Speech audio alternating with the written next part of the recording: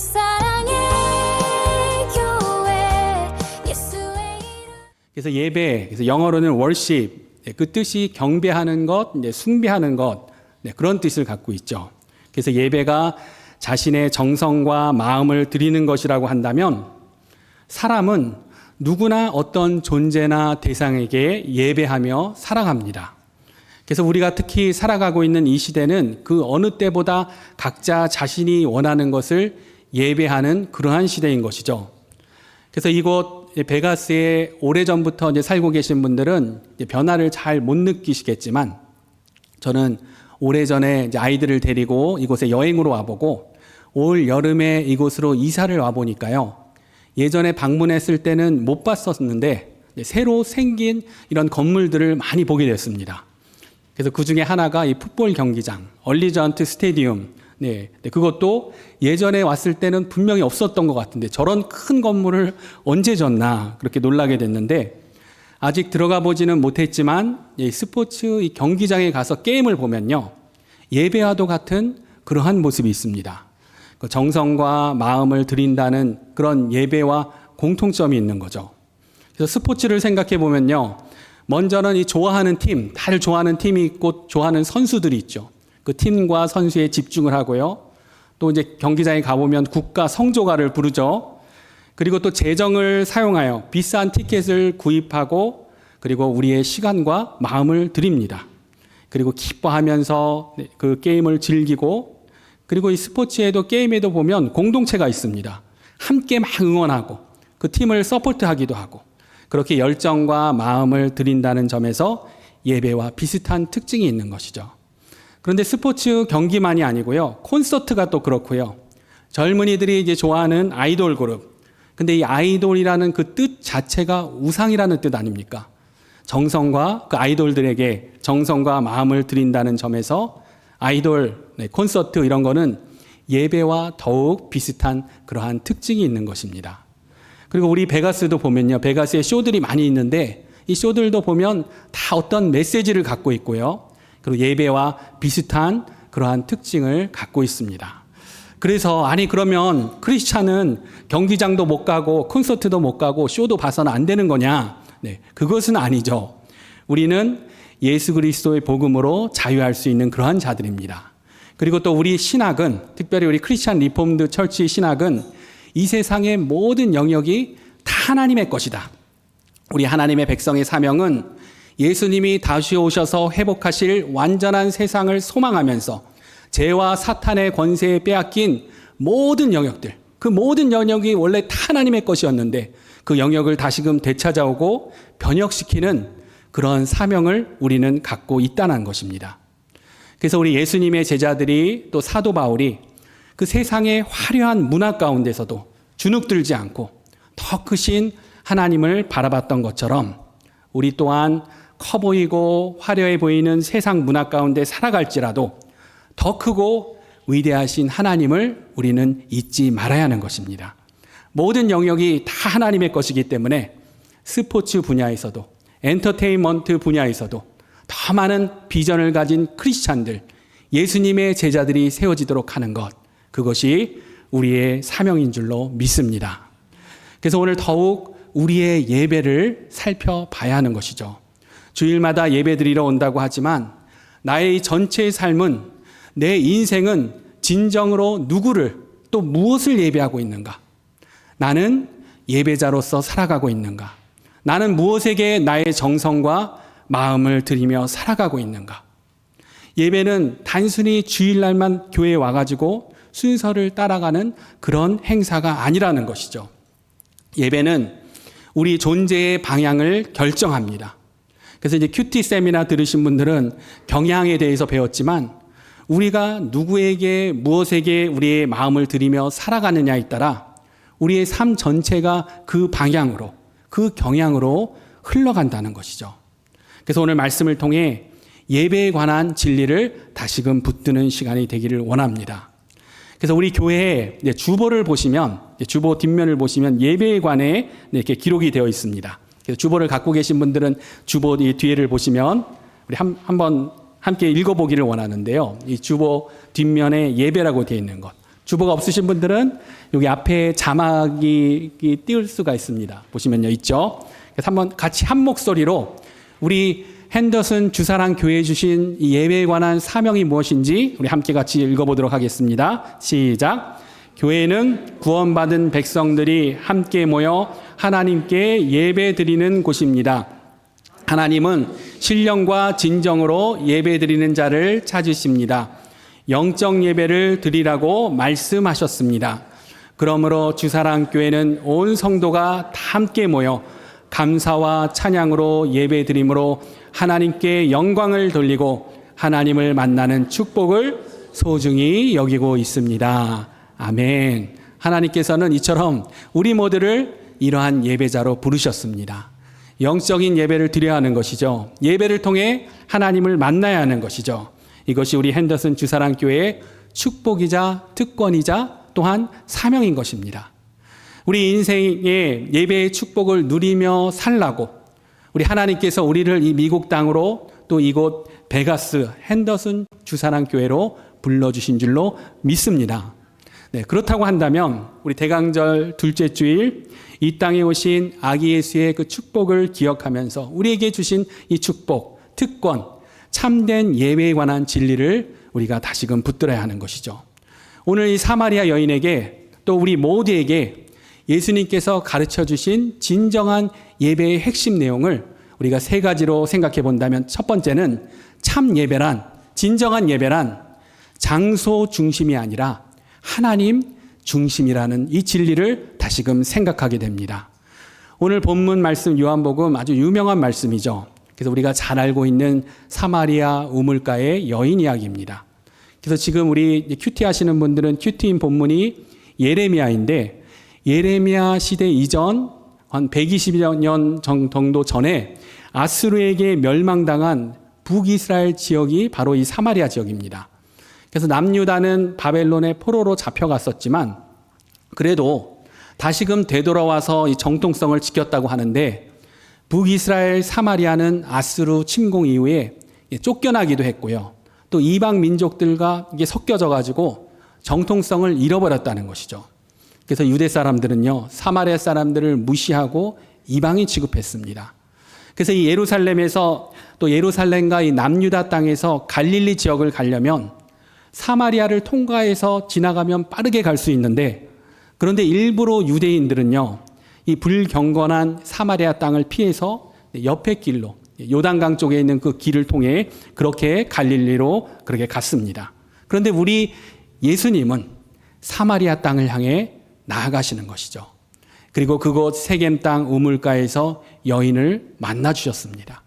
우리 예수님께서 행로에 고나여 우물가에 지치시고 목마르셔서 이 여인에게 물을 달라고 하시면서도 이 여인에게 하신 일은 그녀의 인생에 놀라운 진리를 알려주시는 것입니다. 그것이 바로 영원히 목마르지 않는 생명수와 같은 예배에 관한 것입니다. 우리 예수님 시대에도 사람들은 예배를 드렸습니다. 그래서 유대인들은 예루살렘의 화려한 헤롯 성전을 가지고 있었죠. 그래서 이 헤롯 대왕이 성전을 짓고 나서 내가 솔로몬을 이겼다라고 외칠 정도로 그렇게 수많은 사람들이 매일마다 와서 제사를 드리던, 그리고 예수님 당시에도 계속해서 더 증축 공사를 벌이고 있던 그런 크고 화려한 성전이 예루살렘에 있었습니다. 그런데 이 사마리아 사람들은요, 여호수아 정복 시대 때 이 축복의 산으로 여겨졌던 이 그리심산을 하나님이 정해주신 장소로 믿고 그곳에서 예배를 드리고 있었습니다. 그래서 사마리아 여인이 예수님한테 그러니까 이제 물어보는 겁니다. 우리 20절, 21절 말씀을 한번 20절 말씀을 먼저 같이 한번 읽어볼까요? 함께 읽습니다. 시작. 우리 조상들은 이 산에서 예배하였는데 당신들의 말은 예배할 곳이 예루살렘에 있다 하더이다.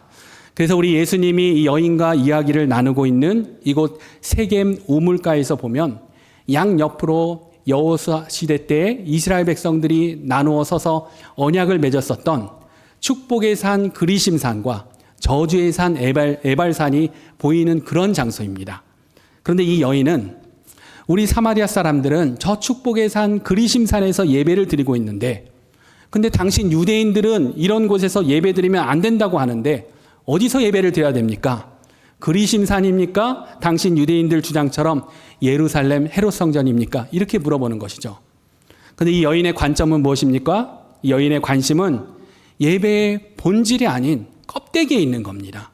이 여인의 질문에는요, 예배의 중심이 하나님이 아니라 장소에 있다라는 그런 착각이 있는 것이죠. 그런데 이때 예수님은 이 여인에게 어떻게 말씀하십니까? 당시 최고의 성전 헤롯 성전을 갖고 있다고 자부하는 유대인들이 이해할 수 없을 말씀을 하시는 것입니다. 그게 21절 말씀이죠.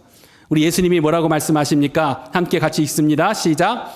예수께서 이르시되 여자여 내 말을 믿으라. 이 산에서도 말고 예루살렘에서도 말고 너희가 아버지께 예배할 때가 이르리라. 아멘. 그래서 이 그리심산의 예배터, 지금도 이 팔레스타인 자치구역 나블루스라는 그런 도시에 있습니다. 그 세겜 땅 그리심산에 가보면 이 사마리아 사람들이 예배하던 그 예수님 시대, 로마 시대보다도 더 오래된 헬라 시대의 그 신전터가 그 유적들이 남아 있고요. 또 한참 뒤인 로마가 기독교화된 이후인 비잔틴 시대의 교회 유적, 여러 흔적들이 아직도 남아 있습니다. 그런데 예수님 당시 사마리아 사람들은 헬라 시대 때부터 전해오던 그 신전터에 예배를 드리고 있었던 것이죠.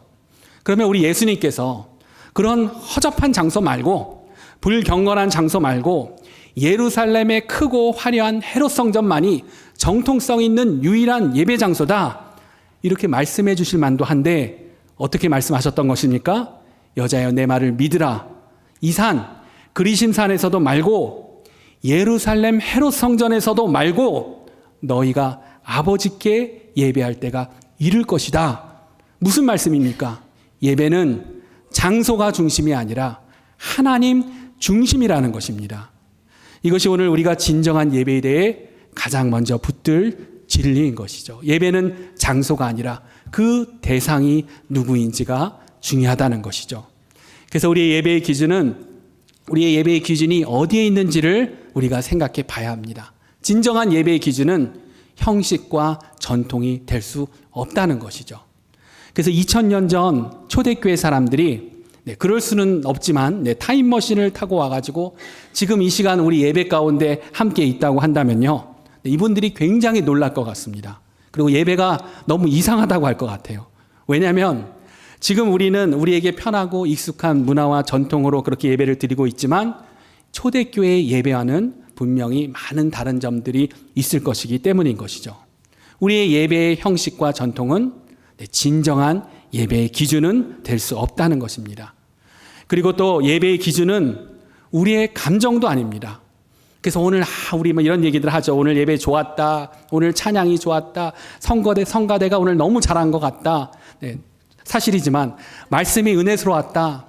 예배 잘 보고 왔다. 우리가 이런 말들을 할 수는 있지만 그러나 그것은 진정한 예배의 기준이 될 수 없다는 것입니다. 예배의 기준은 장소나 형식도 아니고 내 감정을 잘 만족시켜줬냐 그것도 아니고 그 기준은 내가 전심을 다해 정성과 마음을 다해 우리 하나님을 예배했는가, 바로 그것이 진정한 예배의 본질이라는 것입니다. 사마리아 여인이 질문하죠. 예배의 장소가 우리 사마리아 산 그리심산입니까? 당신 유대인들의 예루살렘 헤롯 성전입니까? 라는 그런 논쟁은 장소, 어떤 형식과 전통 중심의 그러한 신앙입니다. 그러나 우리 예수님은 예배의 본질을 장소가 아니라 하나님이시다, 하나님 중심으로 그렇게 가르쳐 주십니다. 그렇기 때문에 우리 핸더슨 주사랑 공동체, 하나님이 마련해 주신 이런 아름다운 성전이 있지만 진정한 예배는 주일 예배당에서만이 아니라 우리의 가정, 직장, 일터, 학교, 일상 속에서 우리의 예배자로서의 삶은 계속해서 이어져야 한다는 것입니다. 저는 목사로서의 축복이 이곳에 와서 새벽마다 찬성과 말씀 기도, 예배로 하루를 시작한다는 것이 축복이죠. 지난번 말씀드린 것처럼 새벽에 집을 나와가지고 교회를 오다 보면 새벽에도 환히 이렇게 밝혀져 있는 이 베가스, 라스베가스의 다운타운이 저 멀리 이렇게 보이는데 보면서 기도를 하고 예수님의 이름으로 축복을 하게 됩니다. 그런데 그곳이 이곳 라스베가스를 살아가고 있는 우리 하나님 백성들에게 맡겨주신 사명이구나. 우리에게 주신 그러한 사명인 것이죠. 그렇게 생각하게 됩니다. 그리고 이제 새벽 예배에 나오면 새벽마다 이제 부어주는 은혜가 있죠. 하루를 그 말씀으로 시작한다는 것. 그래서 이 새벽 기도에 더 많은 분들이 나와서 함께 기도하고 예배드리면 좋겠지만, 그러나 이것은 결코 강제적인 이야기가 아닙니다. 우리의 신앙은요, 억지로 막 의무감으로, 또 그렇게 안 하면 하나님이 막 혼내실까봐 억지로 하는 그런 것은 결코 우리 하나님이 기뻐하시는 신앙생활이 아니죠. 우리 예수님께서는 이 산에서도 말고 예루살렘에서도 말고 너희가 아버지께 예배할 때가 이르리라, 그렇게 말씀하셨습니다. 그렇기 때문에 우리가 어느 장소에 있든 우리의 하루의 첫 시작을 뉴스로 시작하는 것이 아니라, 유튜브로 시작하는 것이 아니라, 주식으로 시작하는 것이 아니라 예배와 찬양으로, 말씀과 큐티로 시작할 수 있는 것입니다. 이제 100세, 120세 사는 그런 시대가 되었다고 하지만 그래도 너무나 시간이 빨리 가지 않습니까? 이 빠른 시간, 하나님 배울 날이 날로 다가오는데 우리에게 주신 이 소중한 인생과 이 시간들 가운데 우리의 존재 이유, 우리가 창조된 이유, 우리의 인생 가운데 더 많은 예배가 올려져야 되지 않겠습니까? 그렇기 때문에 우리 주사랑 공동체, 우리에게 주신 소중한 이 주일 예배도 정성껏 드리고, 또 앞으로 또 우리 주사랑 교회 주중에도 뜨겁게 찬양하고 기도하는 그런 저녁 예배로도 우리가 그렇게 예배를 올려드릴 수 있겠지만, 교회에서만이 아니라 어디에서든 말씀과 묵상과 찬양으로 예배자의 삶과 특권과 축복을 누리시는 그러한 자들이 되기를 주님의 이름으로 축원합니다. 두 번째로는 오늘 말씀을 통해 우리 예수님께서 예배의 본질에 대해 가르쳐 주신 진리, 그것은 영 되신 하나님께 영으로 예배하는 것입니다. 그래서 예배의 첫 번째 본질, 장소가 아니라 하나님께 정성을 다해 예배하는 것인데, 두 번째로 예수님은 예배 받으시는 하나님에 대해 이렇게 알려주신 것이죠. 우리 23절, 24절 말씀을 다시금 우리 한 목소리로 함께 같이 읽어보도록 하겠습니다. 시작. 아버지께 참되게 예배하는 자들은 영과 진리로 예배할 때가 오나니 곧 이때라. 아버지께서는 자기에게 이렇게 예배하는 자들을 찾으시느니라. 하나님은 영이시니 예배하는 자가 영과 진리로 예배할지니라. 아멘. 네, 이렇게 말씀하시는데, 영에 관해서 우리 예수님 강조를 하시죠. 아버지께 참되게 예배하는 자들은 영으로 예배할 때가 온다. 또 하나님은 영이시다. 예배하는 자는 뭐로 예배하라고 합니까? 영으로 예배해야 한다. 그래서 우리 예수님께서 사용하신 이 영이라는 단어는요, 헬라어로도 보면요, 푸네우마, 그래서 말 그대로 눈에 보이지 않는 영을 이야기합니다. 우리 예수님께서 진정한 예배에 관해 알려주신 두 번째 진리는 무엇입니까? 우리 예배의 형식에는 겉으로 보여지는 그런 모습이 있고 형식이 있고 전통도 있지만 예배의 본질은 영적이라는 것입니다. 우리는 영이신 하나님께 예배하는 것입니다. 우리 또한 예배는 우리의 영혼이 하나님과 직접 연결되는 시간이라는 것이죠. 우리가 예배자로서 예배할 때마다 우리는 이 사실을 잊지 말아야 하는 것입니다. 우리의 연약함은 눈에 보이는 것만 자꾸 생각하게 되지만 우리가 믿고 있는 우리 신앙의 많은 부분은 무엇입니까? 우리는 눈에 보이는 것만이 아니라 보이지 않는 것들에 관한 그러한 믿음인 것입니다.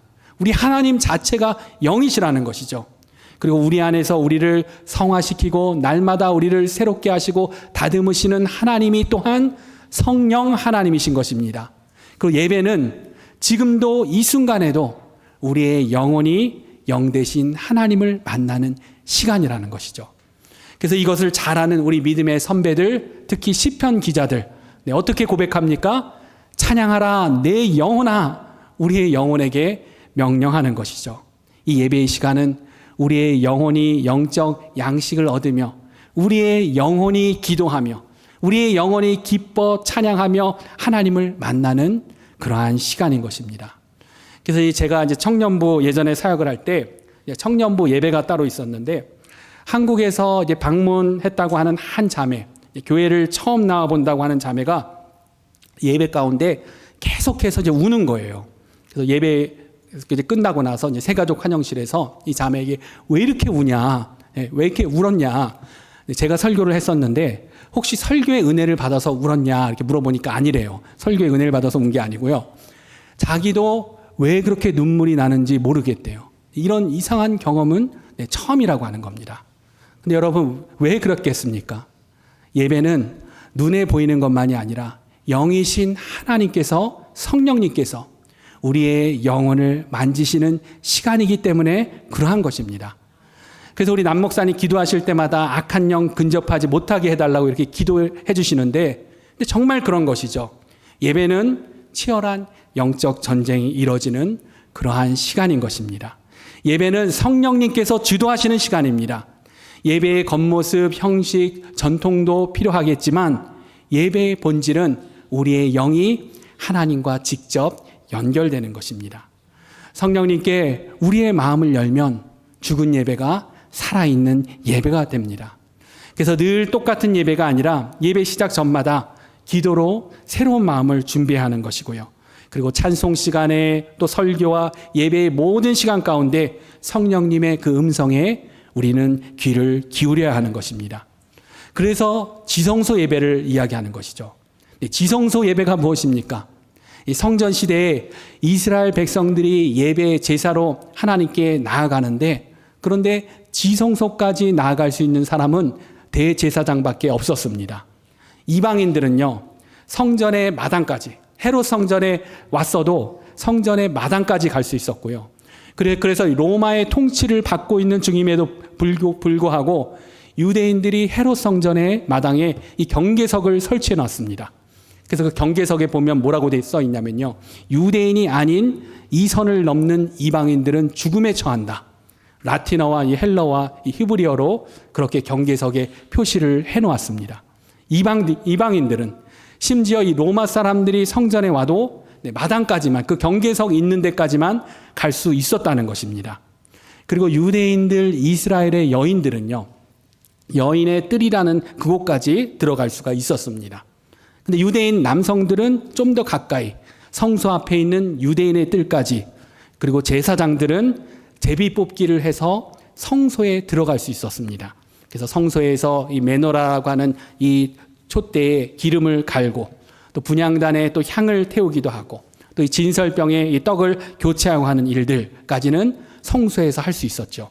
그런데 하나님께서 임재하신다고 하는 이 지성소는 대제사장만 들어갈 수 있었다는 것이죠. 그것도 1년에 단 한 번 대속죄일이라고 하는 욤키프 그날에만 대제사장이 들어갈 수 있었던 곳입니다. 그런데 우리 예수님께서 십자가에서 어떻게 하셨다는 것입니까?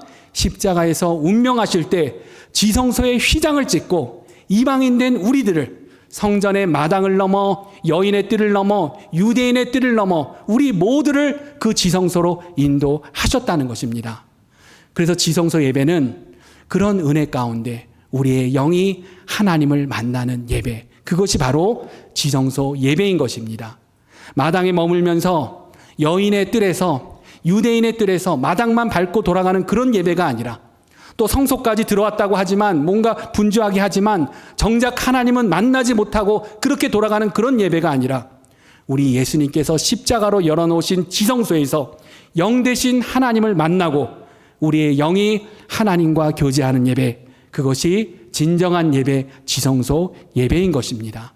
사랑하는 주사랑 공동체 여러분, 우리의 연약함, 형식만 드리는 그러한 예배를 경계하기를 원합니다. 우리 하나님은 영이시고 예배는 우리의 영이 하나님을 만나는 시간입니다. 성령 없이 우리가 예배를 하면 그냥 모임이 되는 것이죠. 외로운 이민생활, 한인들과의 친교 모임인 것이죠. 그래서 그러한 친교가 우리 이민교회의 축복이기도 하지만 예배의 본질은 결코 될 수 없습니다. 더욱 정성을 다해 영이신 하나님께 영으로 예배하는 우리 모두가 되시기를 우리 주 예수님의 이름으로 축원합니다. 마지막으로 오늘 예수님이 가르쳐 주신 예배, 진정한 예배에 관한 우리 세 번째 진리는 진리로 예배하는 것입니다. 진리로 예배하는 것. 그래서 우리 22절 말씀을 먼저 한번 읽어보도록 하겠습니다. 함께 22절 있습니다. 너희는 알지 못하는 것을 예배하고 우리는 아는 것을 예배하노니 이는 구원이 유대인에게서 남이라. 아멘. 먼저 예수님이 진정한 예배가 무엇인지 질문하는 이 사마리인에게 여인에게 알려주신 것은요. 너희는 알지 못하고 있는 것을 예배하고 있지만 우리는 아는 것을 예배한다. 그러면서 구원이 유대인에게서 난다라는 의미심장한 말씀을 해주셨습니다. 예수님이 스스로 알려주신 구원이 유대인에게서 난다라는 것이 무슨 뜻입니까? 그것은 바로 우리 하나님은 이 세상에 많은 사람들이 있었지만 아브라함을 택해 주셨고요. 이스라엘 백성을 언약 백성으로 세우셨고 또 율법과 성전과 이스라엘 그 역사 속에서 구원을 준비하고 계시하셨으며 다윗의 자손 예수 그리스도를 통해 그 구원을 완성하셨다는 것입니다. 완성하실 것이라는 그러한 예수님의 말씀이었던 것이죠. 너희는 알지 못하는 것을 예배하지만 우리는 아는 것을 예배한다. 진정한 예배 또한 예수 그리스도를 통해 완성된다는 것입니다. 그렇게 알려주신 것이 진리로 드리는 예배인 것이죠. 23절 24절에 보면 아버지께 참되게 예배하는 자들은 영과 진리로 예배할 때가 오나니 곧 이때라. 아버지께서는 자기에게 이렇게 예배하는 자들을 찾으시느니라 하시면서 하나님은 영이시니 예배하는 자가 영과 진리로 예배할지니라. 우리 예수님은 사마리아 여인에게 또 우리에게 이렇게 알려주십니다. 그래서 오늘 마지막으로 붙들 메시지는 진정한 예배의 핵심적인 요소는 진리로 예배하는 것입니다. 그런데 더 오래전 이 개역 성경에는 지금 우리가 보는 성경은 개역 개정 성경이지만 개역 한글 성경에는 예전에는 진리가 아닌 진정이라고 그렇게 되어 있었습니다. 그런데 왜 진정이라고 안 하고 다시 번역을 수정하면서 우리 성경에 신령과 진리로 예배할지니라라고 그렇게 바꾸었습니까? 근데 그 이유는 당연히 원어에 나오는 헬라어 단어 알레테이아라는 뜻도 진정이라기보다는 진리를 뜻하기 때문입니다. 그리고 이 진리는 바로 요한복음에서 우리 예수님께서 말씀하셨던 것처럼 예수 그리스도를 의미합니다. 요한복음 14장 6절에 예수님이 직접 이렇게 말씀하셨습니다. 우리 한번 같이 한번 읽어볼까요? 예수께서 이르시되 내가 곧 길이요 진리요 생명이니 나로 말미암지 않고는 아버지께로 올 자가 없느니라. 그래서 우리 예수님 내가 길이고 생명이다 말씀하시면서 진리라고 말씀하시는데 이 진리는 오늘 본문에 사용된 같은 단어 헬라어로 알레테아입니다. 그러니까 내가 곧 진리다. 진리는 예수님 자신이라는 것이죠. 이 진리는 스스로 계시하신 하나님의 실체 예수 그리스도를 의미합니다. 예배는 진리 대신 예수 그리스도를 통해 완성된다는 것이죠. 그래서 오늘 진정한 예배자로서의 삶으로서 마지막 붙들어야 되는 그러한 메시지는 모든 예배는 말씀을 통하여 예수님을 통하여 예배해야 하는 것입니다. 그리고 진정한 예배자의 삶은 그 진리로 살아가는 삶까지도 계속해서 이어져야 합니다. 오늘 우리가 잘 알고 있는 이 스토리인 우물가 이 사마리아 여인의 이야기. 그래서 오늘 본문에서는 우리가 안 읽었지만 그 바로 앞에 나오는 이야기는 이 여인에게 5 남편이 있었다는 것입니다. 그래서 예수님께서 이 여인에게 남편을 데리고 오라고 하니까 이 여인이 남편이 없다고 하죠. 그러자 예수님께서 그때 하셨던 말씀이 너에게 5 남편이 있었고 지금 있는 사람도 내 남편이 아니니 그 말이 맞는 말이다. 예수님이 이런 말씀을 하십니다. 그러니까 이 여자가 갑자기 어디서 예배를 드려야 합니까? 하면서 오늘 우리가 함께 봤던 그 본문 내용이 이어지게 되는 것인데 이 여인 그렇게 5 남편에게 버림받고 지금도 정상적인 그런 부부가 아닌 다른 사람들의 시선을 피해 우물을 길러와야 했던 여인. 이것이 전통적인 해석이죠. 그런데 또 다른 신학자들의 해석은요. 워낙 비유를 잘 사용하시는 우리 예수님께서 이 남편에 관한 이야기는 진짜 남편이 아니라 상징처럼 이야기하신 것이다. 이 여인이 그토록 붙들려고 하던 그 우상들, 특히 사마리아 지역에 있던 여러 우상들을 붙잡고자 했던 이 여인의 모습을 보시고 하신 그런 말씀입니다. 그래서 이 여인도 예수님의 그런 의도를 알고 어디에서 진정으로 예배를 드려야 하냐, 진정한 예배가 무엇인가라는 그런 질문을 했다라는 것이죠. 물론 이 전통적인 그런 해석은 아닙니다. 그런데 진짜 다섯 남편, 지금 살고 있는 여섯 번째 남자이던 이 여인이 그토록 붙들고 경배하려고 했던 우상들이던 중요한 메시지는 이 사마리아 여인, 진리이신 예수 그리스도를 만나고 그녀의 삶이 변화되었다는 것입니다. 그래서 우리 28절부터 이 여인이 어떻게 변화되었나를 제가 읽어드리면 이렇게 되어 있습니다. 여자가 물동이를 버려두고 동네로 들어가서 사람들에게 이르되, 이 여인이요, 그 소중한 물동이도 버려두고 그 물도 뒤에다 두고 그 많은 남편이 있었다면 사람들을 두려워할 만도 한데 동네로 담대하게 들어가서, 그리고 29절 30절을 제가 읽어드리면 나의 행한 모든 일을 내게 말한 사람을 와서 보라, 이는 그리스도가 아니냐 하니 그들이 동네에서 나와 예수께로 오더라. 사람들을 예수 그리스도께로 인도하는 역할, 이 버림받은 이 사마리아 땅에 복음을 증거하는 귀한 복음의 통로가 되는 것입니다.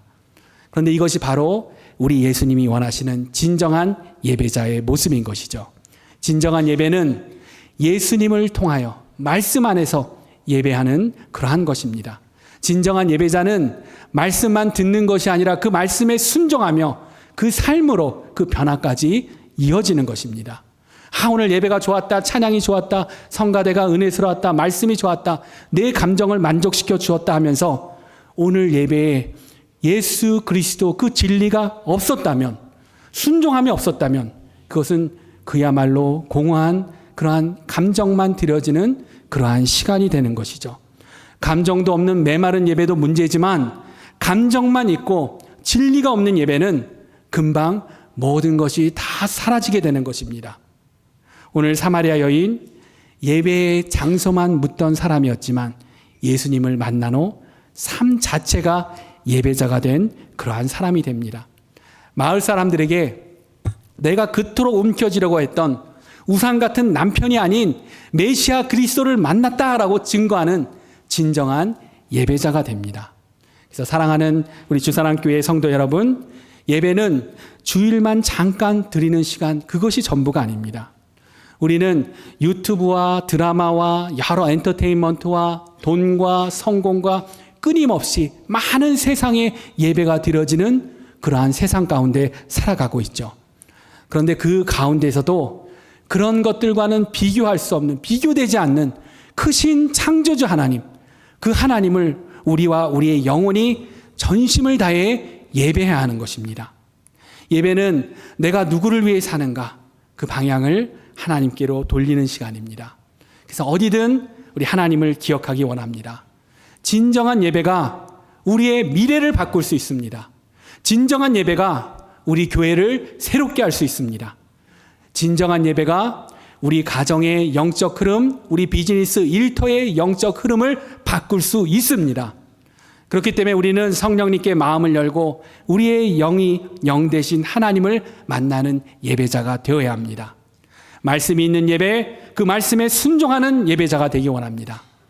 말씀으로 오신 아기 예수님을 준비하는 대강절, 그렇게 우리의 예배의 자세를 점검하면서 우리 예수님께서 십자가를 통해 열어주신 지성소 예배의 특권을 더욱더 누리시는 저와 여러분들 되시기를 우리 주 예수님의 이름으로 축원합니다. 이곳은 주 사랑의 교회 예수